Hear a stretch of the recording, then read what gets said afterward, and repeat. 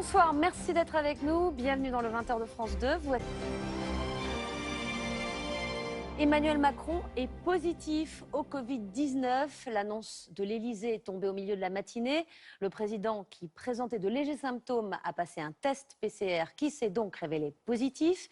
Il va s'isoler pendant 7 jours. Tous ses rendez-vous, son déplacement au Liban sont annulés.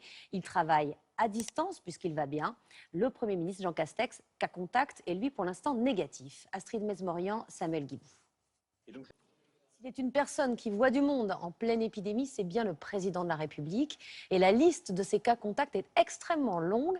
Elle ne s'arrête pas aux frontières de l'Hexagone. 5 dirigeants européens ont décidé de se mettre en quarantaine. Alexandre Pérou, Jeanne Assouli. Merci Jean-Baptiste.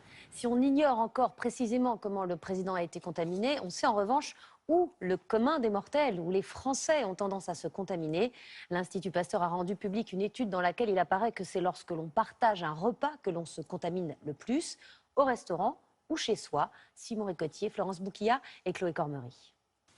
Merci Olivier. Un espoir tout de même. La vaccination contre le Covid-19, elle débutera le 27 décembre dans toute l'Europe, a confirmé aujourd'hui la présidente de la Commission européenne, Ursula von der Leyen. Mais tous les pays ne lanceront pas leur campagne au même rythme. En France, sommes-nous vraiment prêts à déployer la formidable logistique nécessaire? Jules Longchamp, Jeanne Benzina. Et on retrouve notre correspondant Laurent Desbonnets à Berlin. Laurent, les Allemands ont poussé à...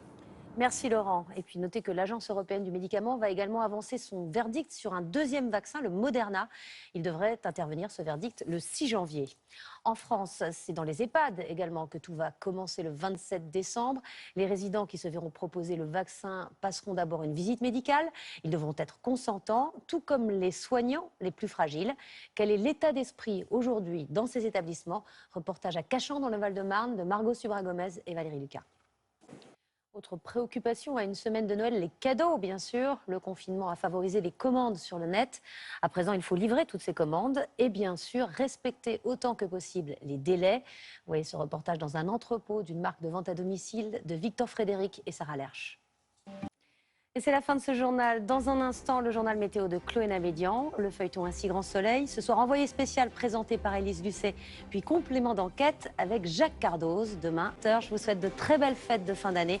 Bonne soirée sur France 2.